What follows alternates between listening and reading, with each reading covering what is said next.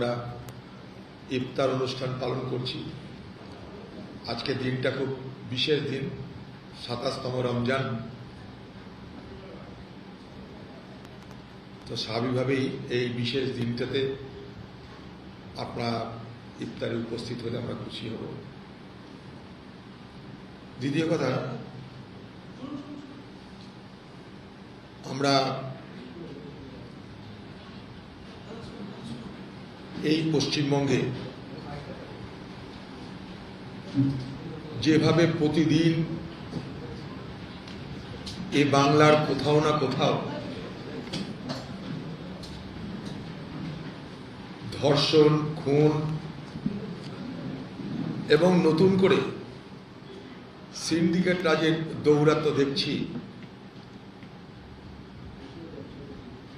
তা দেখে আমরা বিচলিত, আমরা চিন্তিত। পশ্চিমবঙ্গে একদিকে বাংলার মুখ্যমন্ত্রী যখন শিল্প সম্ভাবনার মিথ্যা স্বপ্ন দেখাচ্ছে,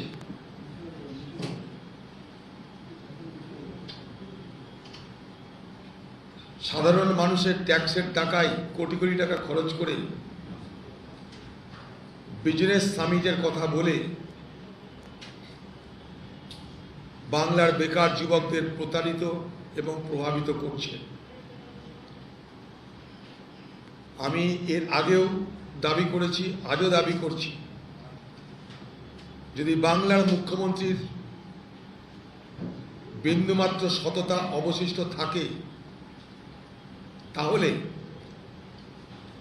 তিনি ক্ষমতায় আসার পর যেভাবে একের পর এক বাণিজ্য সম্মেলন হয়েছে, বিজনেস সামিট হয়েছে, সেই বিজনেস সামিটের সম্পূর্ণ তথ্য বাংলার মানুষের কাছে পেশ করুন, যাকে আমরা বলতে পারি শ্বেতপত্র, হোয়াইট পেপার। আমি আগেও দাবি করেছি, এবছরও দাবি করছি, পশ্চিমবঙ্গের বেকার যুবকদের কাছে কোটি কোটি চাকরি হবে এই স্বপ্ন দেখিয়ে বাংলার মুখ্যমন্ত্রী বাংলার যুব সমাজকে প্রতারিত করছেন। আমি এটা অভিযোগ করছি, প্রতারিত করছেন বাংলার যুব সমাজকে, বাংলার বেকার যুবকদের। একটার পর একটা সামিটে কোটি কোটি টাকা খরচ কিন্তু হয়েছে, তার বদলে বাংলা কি পেয়েছে বাংলার মানুষ হিসাবে আমরা জানতে চাই। এই জানার অধিকার আমাদের আছে, তার কারণ বাংলার মুখ্যমন্ত্রী তিনি নির্বাচিত জনপ্রতিনিধি, তাকে মানুষ ভোট দিয়েছেন, তিনি জিতেছেন, মুখ্যমন্ত্রী হয়েছেন। তাই বাংলার মানুষের জানার অধিকার আছে কোথায় টাকা বিনিয়োগ হবে, কে টাকা বিনিয়োগ করবে, কেন টাকা বিনিয়োগ হবে, তাতে আমাদের লাভ কি হবে। এর আগে যতগুলো প্রতিশ্রুতি দেওয়া হয়েছে, সেই প্রতিশ্রুতির কত শতাংশ বিনিয়োগ হয়েছে, সেই প্রতিশ্রুতির কত শতাংশ বাংলায় বাস্তবায়িত হয়েছে, এটা জানার অধিকার আমাদের আছে। বারবার কুমিরের ছানা দেখানোর মতন করে শিল্প হচ্ছে, শিল্প হচ্ছে, শিল্প আসছে বলে বেকার যুবকদের কাছে তাদের নতুন করে বাংলার মুখ্যমন্ত্রী যে স্বপ্নের ফেরি করছেন, এটা আমি মনে করি এক ধরনের রাজনৈতিক ক্রাইম। নির্বাচিত মুখ্যমন্ত্রী কখনো মিথ্যার আশ্রয় নিয়ে বাংলার বেকার যুব সমাজকে প্রতারিত করতে পারেন না বলে আমি মনে করি। পশ্চিমবঙ্গে তৃণমূলের আমলে কত শিল্প হয়েছে আমরা জানতে চাই, পাশাপাশি পশ্চিমবঙ্গের তৃণমূলের আমলে কত শিল্প বন্ধ হয়েছে সেটাও আমরা জানতে চাই। পশ্চিমবঙ্গের মূল শিল্প ছিল পাট শিল্প, উঠে যাচ্ছে, ইঞ্জিনিয়ারিং শিল্প উঠে যাচ্ছে। পশ্চিমবঙ্গের লক্ষ লক্ষ বেকার যুবক কাজের তাড়নায় রাজ্য ছেড়ে পরিযায়ী শ্রমিকের পরিচয় নিয়ে সারা ভারতবর্ষের ভিন্ন ভিন্ন রাজ্যে তারা চাকরির অন্বেষণে দৌড়ে বেড়াচ্ছে। একটা সময় বাংলার বেকার যুবকরা গর্ব করে বলতে পারত যে আমাদের রাজ্যে চাকরি আছে, তাই বাইরের রাজ্য থেকে মানুষ এখানে চাকরির সন্ধানে আসে। আজও বাংলার ছেলেরা বাইরের রাজ্যে চাকরি করতে গেলে আমাদের খুশি হবার কথা, কিন্তু পরিযায়ী শ্রমিক হিসাবে নয়। বাইরের রাজ্যগুলোতে তারা হোটেলের থালাবাটি ধুচ্ছে, বিছানার চাদর পাল্টাচ্ছে, ঝাড়ুদারের কাজ করছে, কোনো কাজই গুরুত্বহীন নয়। কিন্তু বাংলার বেকার যুবকরা আজ রাজ্য ছেড়ে এই কাজ করতে, সারা রাজ্যের বেকার যুবকরা অন্য রাজ্যে কেন কাজের সন্ধানে পলায়ন করছে, এর জবাব বাংলার মুখ্যমন্ত্রী দেওয়া উচিত। কেউ ডাক্তার, ইঞ্জিনিয়ার, প্রফেসর হবার জন্য গেলে গর্ব হয় আমাদের, কিন্তু পশ্চিমবঙ্গের লক্ষ লক্ষ বেকার যুবক রাজমিস্ত্রির কাজ করতে বাইরে চলে যাচ্ছে, সাধারণ মজুরের কাজ করতে বাইরে চলে যাচ্ছে। এটার মধ্য দিয়ে স্পষ্ট প্রমাণিত হচ্ছে যে এ বাংলায় কর্ম নেই, কাজ নেই। লেবার ফোর্স পার্টিসিপেশন রেট এ বাংলায় কমে যাচ্ছে। অর্থাৎ বেকার যুবকরা জানে এখানে কাজ হবে না, তাই কাজের খোঁজ করা বন্ধ করে দিচ্ছে, অন্য রাজ্যে পাড়ি দিচ্ছে। সেইখানে দাঁড়িয়ে বাংলার মুখ্যমন্ত্রী যখন কোটি কোটি বেকার যুবকের চাকরির গল্প শোনান, তখন এটা কাটা ঘায়ে নুনের ছিটে দেওয়ার মতন করে মনে হয়। আমি নিজে গেছিলাম দেউচা পাচামিতে, বাংলার মুখ্যমন্ত্রীর ঘোষণা 1 লক্ষ লোকের চাকরি হবে। এখনো সেখানটায় 4 বছর পার হয়ে গেলেও একটা দুব্বো ঘাসও সেখানটায় সরানো হয়নি। আমরা কেউ জানি না বাংলার মানুষ যে দেউচা পাচামি প্রকৃতপক্ষে লাভজনক কিনা, সেখানে কি শিল্প হবে, কি করে লক্ষ লোকের চাকরি হবে। যদি লক্ষ লোকের চাকরি বাংলার মুখ্যমন্ত্রী দিতে পারত, তাহলে সেখানকার আদিবাসী মানুষদেরকে, সেখানকার তফসিলি মানুষদেরকে, যাদের জমি তিনি কেড়ে নেওয়ার এবং যাদের জমি নেওয়ার বিনিময়ে তাদেরকে পুনর্বাসন দেওয়ার কথা বলছেন, তাদের জন্য কেন সিভিক পুলিশের চাকরি, তাদের জন্য কেন জুনিয়র কনস্টেবলের চাকরির কথা বলছেন? বলুন। আমার জমি নিয়ে, আমার ঘর উচ্ছেদ করে 1 লক্ষ লোকের চাকরির কথা ঘোষণা করছে বাংলার মুখ্যমন্ত্রী, অথচ আমার চাকরি হবে সিভিক পুলিশে, আমার চাকরি হবে জুনিয়র কনস্টেবলে। কেন? সেখানে 1 ইঞ্চি জমি অধিগ্রহণ এখনো হয়নি। 4 বছর পার হয়ে গেছে। শিল্প হবে কবে, লক্ষ লোকের চাকরি হবে কবে, বাংলার মুখ্যমন্ত্রী জানে। দেউচা পাচামির যে কয়লা খনি, সেই কয়লা খনি আমি আগেও বলেছি, আবার বলছি, কমার্শিয়ালি মাইনেবল কিনা, অর্থাৎ বাণিজ্যিকভাবে খননযোগ্য কিনা, সেটা এখনো ঠিক হয়নি। সেখানকার কয়লা খনির গভীরতা কোথাও 800 মিটার, কোথাও 350 মিটার। সেটা ওপেন কাস্ট হবে না আন্ডারগ্রাউন্ড হবে, তার কোনো ব্যাখ্যা নেই। 7টা সংস্থাকে দেউচা পাচামির খনন কাজের দায়িত্ব দিতে চেয়েছিল, কেউ নেয়নি, দিদি নিয়েছে।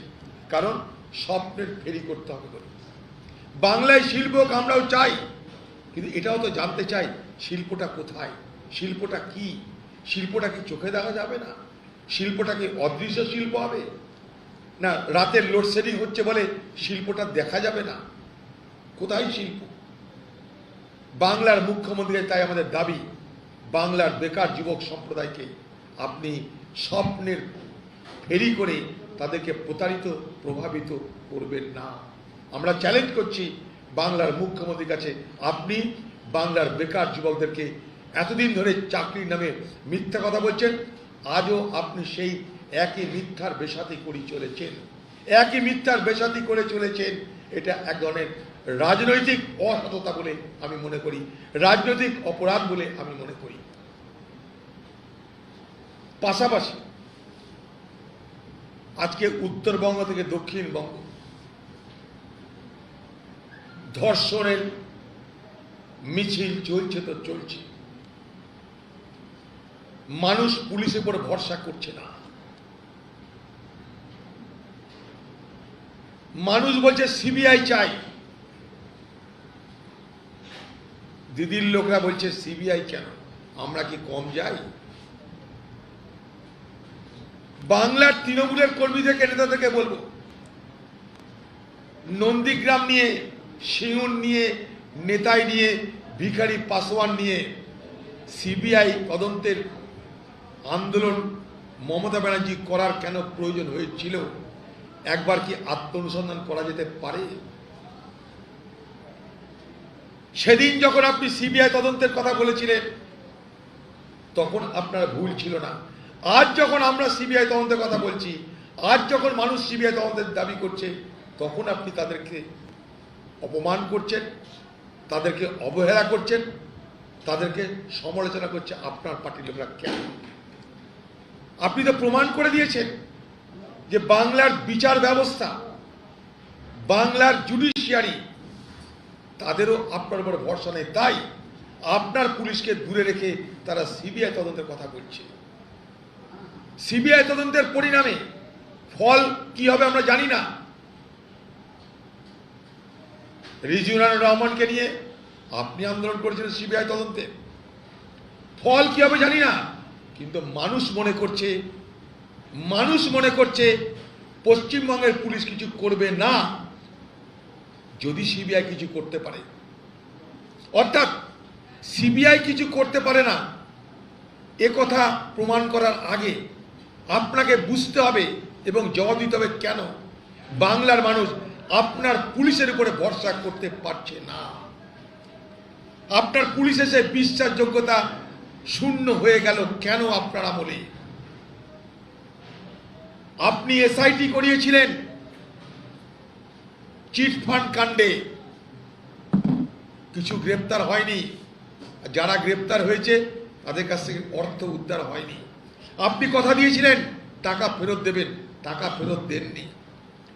তাই মানুষ ভরসা করে না এখানকার এসআইটিকে, মানুষ ভরসা করে না এখানকার পুলিশকে। সে ব্যর্থতা তো আপনার, কারণ পুলিশ আজ দলদাসে রূপান্তরিত হয়েছে শুধু নয়, আপনার কাছ থেকে তদন্তের ডাইরেকশন কি আসছে সেই পথ ধরে পুলিশ চলছে। এটা আমরা বাংলায় কোনোদিন দেখিনি। মুখ্যমন্ত্রী ডাইরেকশন দিচ্ছেন কিভাবে তদন্ত হবে, সেই তদন্তের পথ ধরে পুলিশ চলবার চেষ্টা করছে। সেই কথাগুলো যখন বিচারের কাছে বলছি আমরা, তখন বিচার ব্যবস্থা সিবিআই তদন্তের কথায় দাবিতে সম্মতি জানাচ্ছে, আর আপনার আক্রোশ গিয়ে পড়ছে, আপনার দলের আক্রোশ গিয়ে পড়ছে। আমরা কোর্টের অধীনে সিবিআই তদন্তের দাবি করেছি। তপন কান্দু হত্যা হয়েছে, সিবিআই তদন্ত কোর্টের অধীনে চেয়েছি। কেন? আজও আপনার দলের লোকরা, তপন কান্দুর হত্যাকারীরা বুক ফুলিয়ে তপন কান্দুর পরিবারকে শাসানি দেওয়ার হিম্মত রাখে। আজও সেখানকার পুলিশের বিরুদ্ধে কোনো ব্যবস্থা নিতে পারেননি আপনার সরকার। আনিস খানের হত্যাকারীদের আজও আপনি চিহ্নিত করলেন না। আনিস খানের হত্যাকারী পুলিশ, আপনি তাদেরকে কোনো ব্যবস্থা নিলেন না। তাই হাঁসদাস থেকে হাঁসখালি সর্বত্র একই দৃশ্য। আজকে আমতা থেকে শুরু করে পুরুলিয়া সর্বত্র একই দৃশ্য। খুন হচ্ছে, তৃণমূল জড়িত, খুন হচ্ছে, পুলিশ জড়িত। ধর্ষণে, প্রতিটা ধর্ষণে তৃণমূল জড়িত, আর প্রতিটা ধর্ষণে তৃণমূল নেতাকে বাঁচাতে পুলিশের সক্রিয়তা দেখছি আমরা সবাই। আপনার লোকরা ফ্যাক্ট ফাইন্ডিং মিশন করে বাইরে গেছে। বিজেপি যেমন অপরাধ করে এ রাজ্যে আসছে অপরাধ খুঁজতে, আপনি এ রাজ্যে অপরাধ করে অন্য রাজ্যে অপরাধ খুঁজতে যাচ্ছে। নিজেরা charity should begin at home, নিজেরা উদাহরণ হন। আপনার দলের নেতা নেত্রীরা অপরাধ খুঁজতে বাইরে যাচ্ছে, আর বিজেপির নেতারা অপরাধ খুঁজছে বাংলায় আসছে।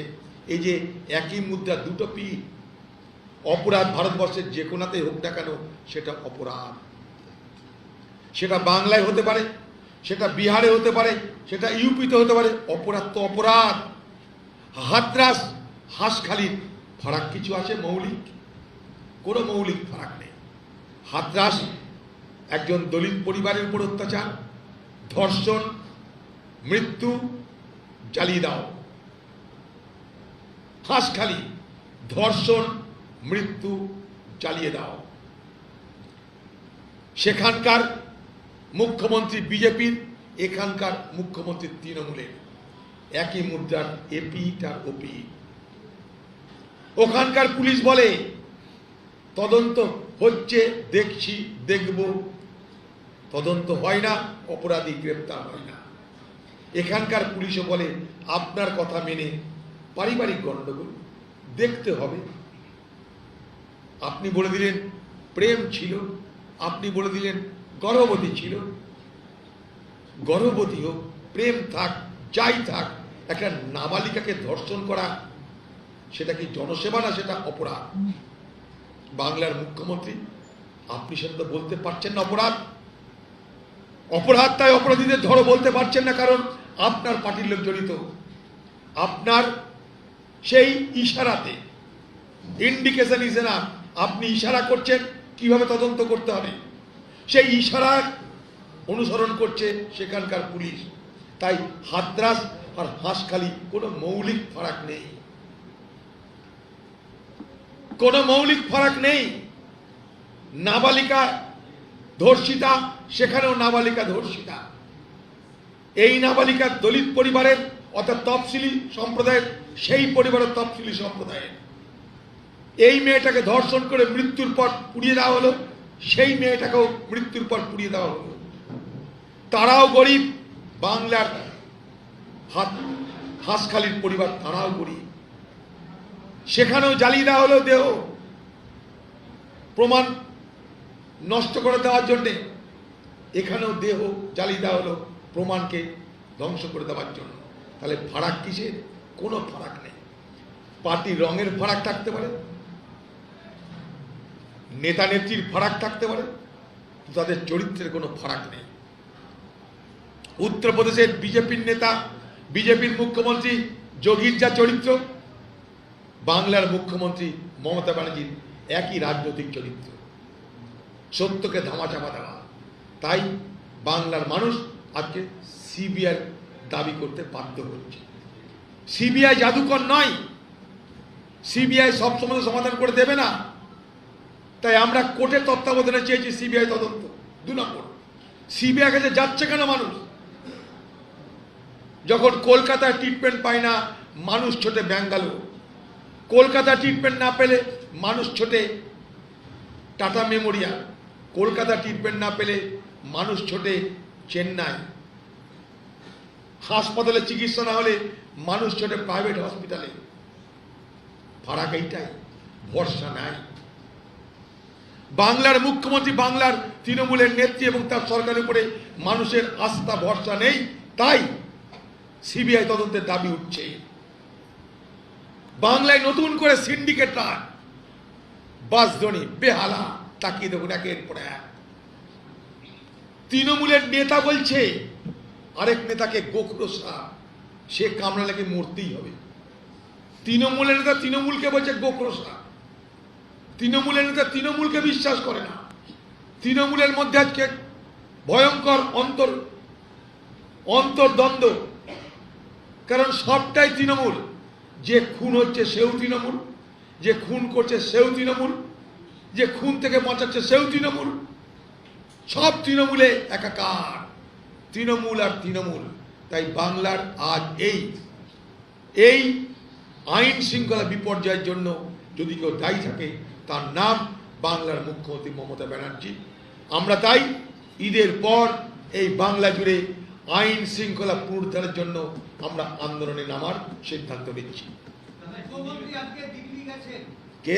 মুখ্যমন্ত্রী আজকে দিল্লি গেছেন এবং তিনি অনেকগুলো বিষয়ে কথা বলবেন। কেন আপনারা কি মনে করেন মুখ্যমন্ত্রী দিল্লি যাওয়া?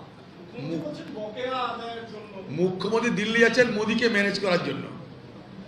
মুখ্যমন্ত্রীর সঙ্গে প্রধানমন্ত্রীর খুব ভালো সম্পর্ক, আপনারা তো জানেন না। এখানে বসে বসে এখানে যা দেখছে সব নাটক হয়। এখানে যা দেখেন মোদির বিরুদ্ধে সব নাটক হয়, মিউচুয়াল গেম হয়।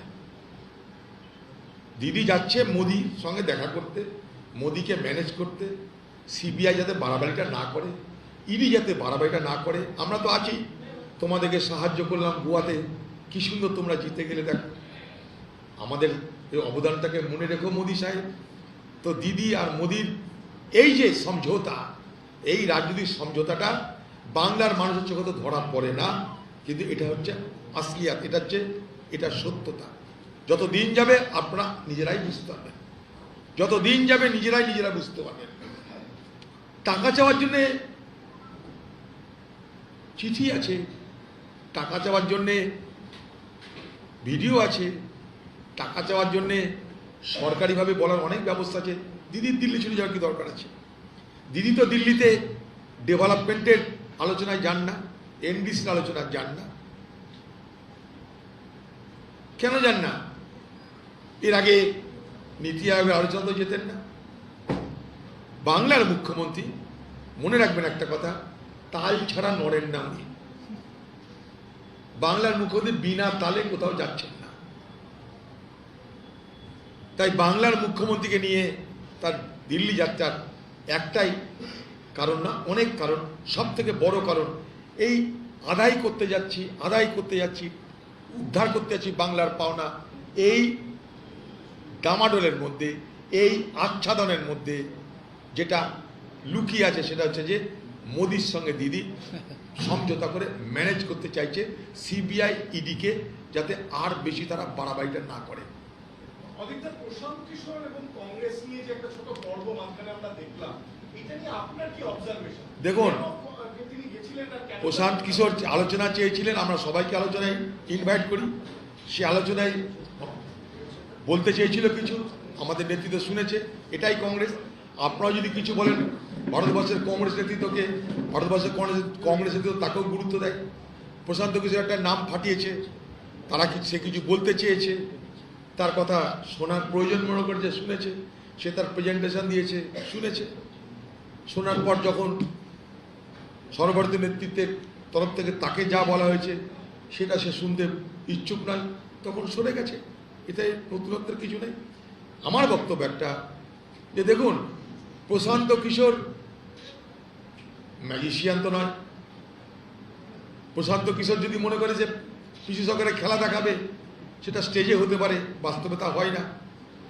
তার প্রশান্ত কিশোর জায়গায় আছে।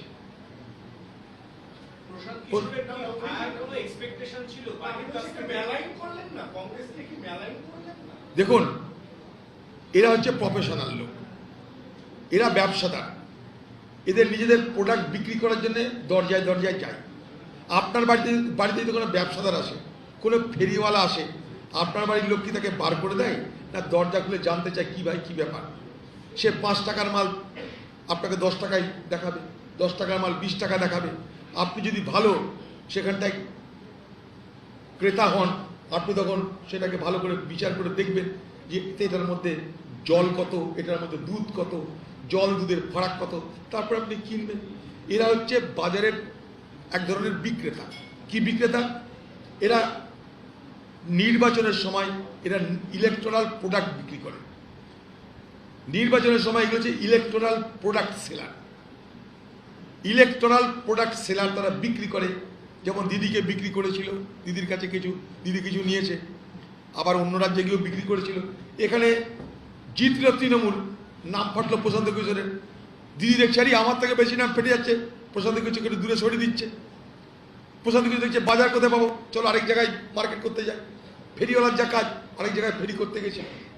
এই হচ্ছে কাজ। এটা তো প্রফেশনাল, এরা অন্য তো কিছু না। এরা ইলেকট্রাল প্রোডাক্ট বিক্রেতা, নির্বাচনী পণ্য বিক্রেতা। এরা কেউ ম্যাজিশিয়ান নয়। মনে করুন আমার কথা বলছি, আমি 5 বার জিতেছি, এমপি হয়েছি। তো প্রশান্ত কিশোরকে ধরে নিয়ে এসে হয়েছি না এমনি হয়েছি? কোনটা? প্রশান্ত কিশোর আমাদেরকে এমপি করেছে? পার্টি করতে হবে, সংগঠন করতে হবে, লড়াই করতে হবে, তবে জিতবে মানুষ। এই জানতে আপনি জানেন প্রশান্তি কিশোর তিনি পরামর্শ দিচ্ছেন তাই নিয়ে অনেক কথা শোনা গেছে।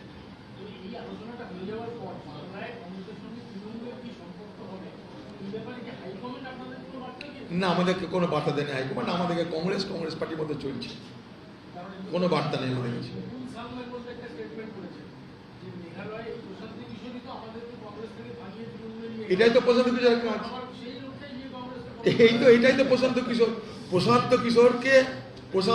প্রশান্তের নামে অশান্ত তৈরি করে, জায়গায় জায়গায় অশান্ত বাতাবরণ তৈরি করার নামে প্রশান্ত। আপনি দেখুন না, গোয়াতে একইভাবে ভাঙিয়েছিল ফেলেরও চালাক। প্রশান্ত কিশোর যদি চোর হয়, ফেলেরও বাটপাট। ও দেখলে এই মোকায় তৃণমূলে গিয়ে আমি রাজ্যসভার মেম্বার হয়ে যাই, 6 বছরের ঝামেলা মিটিয়ে দিই, 6 বছরের চাকরি পাকা করে নিই দিয়ে এখন গোটা গোয়ায় ঘুরুন। প্রতিদিন গোয়া থেকে তৃণমূলের যারা গিয়ে তারা সব পালিয়ে চলে আসছে প্রতিদিন। আপনি খোঁজ নিন গোয়ায়, আমার কথা সত্য না মিথ্যা। গোয়ায় তৃণমূলের যারা যারা জয়েন করেছিল সব পালাচ্ছে। ঠিক একইভাবে মেঘালয় বাংলার লুটের টাকা ছিল, তখন আমি বলেছিলাম একই কথা। বাংলায় পঞ্চায়েতের লুটের টাকা, পৌরসভা লুটের টাকা, সিন্ডিকেটের টাকা, সেই টাকা নিয়ে গিয়ে মেঘালয় গিয়ে খরিদ করে নিল কিছু এমএলএ। সারা বছর তো ভাই পয়সা দিবে না, সারা বছর কি পয়সা দিবে? একবার নয় পয়সা দেওয়া যায়। কেউ কি বছর বছর পয়সা দেবে না। পয়সাও শেষ, তাদের বাজারও শেষ। এখন তারা বলছে দরকার কি আছে, দিদির সঙ্গে থেকে আর লাভ নাই, চলো ফিরে যাচ্ছে যার মতো নিজের জায়গায়। এই তো ব্যাপার। সারা ভারতবর্ষের এই কেনা বেচার রাজনীতিতে, পলিটিক্যাল পোচিং এর রাজনীতিতে, আবার বলছি what may be called political poaching, রাজনৈতিক শিকারের যে রাজনীতি, সেখানটা প্রশান্ত কিশোর একটা খুব বড় ভূমিকা পালন করেছে। এই প্রশান্ত কিশোর, তার আগে তৃণমূল, এরা মিলে এই যে পলিটিক্যাল কোচিং এর রাজনীতি শুরু করেছে, সেই রাজনীতি গণতন্ত্রের জন্য এক বিষাক্ত বাতাবরণ তৈরি করেছে। আজকে তৃণমূল মনে করছে অন্য দলকে ভাঙিয়ে আমি কেরামতি করে দিলাম। মনে রাখবেন, সাপ যারা খেলায় সাপুরে, তাকে সাপের ছোবলে মরতে হয়। দিদি, আপনি কোচিং করে চোরা শিকারীর মতন করে অন্য দলকে ভাঙিয়ে নিজের দল বড় করেছেন। একদিন আপনার দল এইভাবেই হুড়মুড় করে ভেঙে পড়বে। কারণ আপনার দলে যারা গেছে তাদেরকে আমরা না, আপনার দলের নেতা বলছে কেউ চোর, কেউ ডাকাত, কেউ ধর্ষক। আমি বলছি, আমরা তো বলবোই, আমরা যা দেখি তাই বলছি। আপনার দলের নেতারাও বলছে আপনার দলের নেতাদেরকে চোর আর ডাকাতের দল। এতদিন তো আমরা বলতাম, এখন আপনার দলের নেতারা বলছে। তাই মনে রাখবেন যে আজ আপনি যা করে মজা পেয়েছেন, কাল আপনার জীবনে তাই ঘুরে আসবে। কারণ কি জানেন, history has a nasty habit of repeating itself. একটা কথা বলি, 2024-এর আগে যদি বিরোধী শিবির বিভাজিত হয়, তার সব থেকে বেশি সুবিধা পাবে বিজেপি। এই সত্যটা বুঝবার জন্য খুব বেশি রাজনীতি বুঝতে পারে, কিন্তু কংগ্রেস বা অন্যান্য দলগুলি একটি মঞ্চে আসতে পারছে না। তৃণমূল কংগ্রেস বলছে কংগ্রেসকে ছাড়া তো নয়, কিন্তু ওদের নেতৃত্বের ব্যর্থতা। তৃণমূল নেত্রী মমতা ব্যানার্জি একসময় সোনিয়া গান্ধীর সঙ্গে আলোচনায় বসেছিল, মনে করে দেখুন। আলোচনায় হয়েছিল, 19টা দল মিলে আলোচনা হয়েছিল, 19টা দল মিলে আলোচনা হয়েছিল। বলি 19টা দল মিলে আলোচনা হয়েছিল সোনিয়া গান্ধীর নেতৃত্বে। আলোচনায় স্থির হয়েছিল যে 25শে নভেম্বর থেকে আন্দোলন শুরু হবে বিজেপির বিরুদ্ধে। কিন্তু 8ই কিংবা 9ই নভেম্বর ভাইপোকে ইডি ডেকে ফেলল। 20শে আগস্ট আলোচনা হলো গত বছরে, আর 8ই সেপ্টেম্বর ভাইপোকে ইডি ডাকলো কয়লা চুরির কাণ্ডে। ভাইপো দিল্লি গেল, ইডি দপ্তর থেকে বার হলো। বার হওয়ার পর কংগ্রেস খারাপ হয়ে গেল। তার মানে কি, চুক্তি হয়ে গেল। 9 ঘন্টা জেরা হলো, 9 ঘন্টা জিজ্ঞাসাবাদের পর যে চুক্তি হলো, সে চুক্তি অনুযায়ী কংগ্রেসের গালি দেওয়া শুরু হলো। আর দিদিও, যে দিদি 20শে আগস্ট বলল যে একসঙ্গে লড়তে হবে, কংগ্রেসের সঙ্গে হাতে হাত মিলিয়ে লড়তে হবে, সোনিয়া গান্ধীর সঙ্গে মিটিং হলো 19টা দলের, সেই দিদি তার জাগো বাংলাকে সামনে রেখে এবার ঘুমাও বাংলা বলে দিল আর জোট হবে না, কারণ কংগ্রেস খারাপ হয়ে গেল। কংগ্রেস খারাপ হলো কখন? যখন ভাইপোকে ইডি 9 ঘন্টা জিজ্ঞেস করল। তারপর থেকে দেখছেন ইডি আর ঝামেলা করছে না। দেখবেন দিদিও ঝামেলা করছে না, ইডিও ঝামেলা করছে না। আবার সিবিআই একটু নড়াচড়া করছে কোর্টের কথায়, দিদি আবার ম্যানেজ করতে চলে যাচ্ছে। এই তো খেলা চলছে।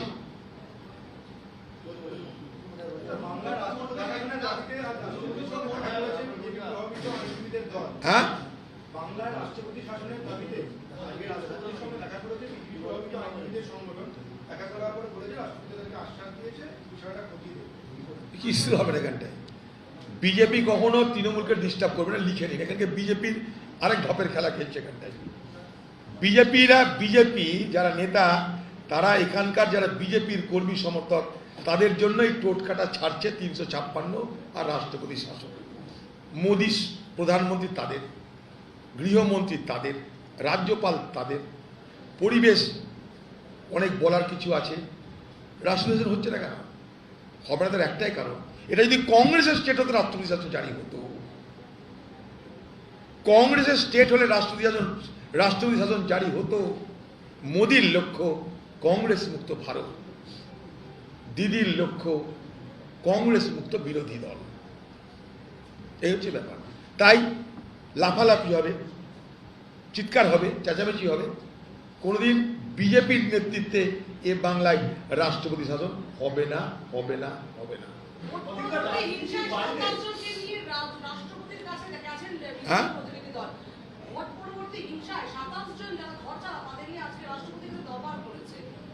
বেশ করে তাদের অধিকার নেই, তাই গেছে। অত্যাচারিত মানুষ রাষ্ট্রপতি যেতেই পারে।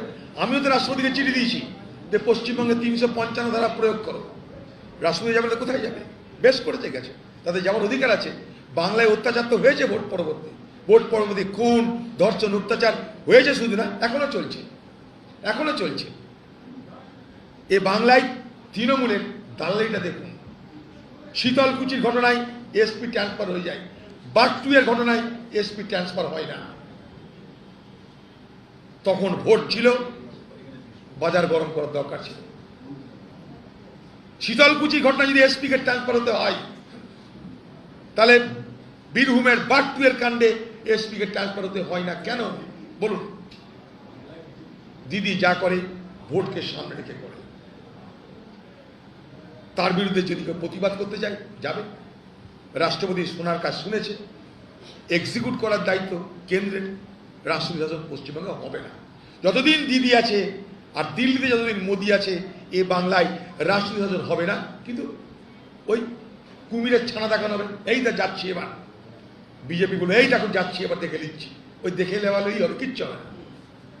এগুলো টোটকা, নিজেদের পার্টি কর্মীদেরকে ঠিক রাখার টোটকা। হ্যাঁ বলো ভাই, বলো, এক মিনিট। হ্যাঁ, কহিए।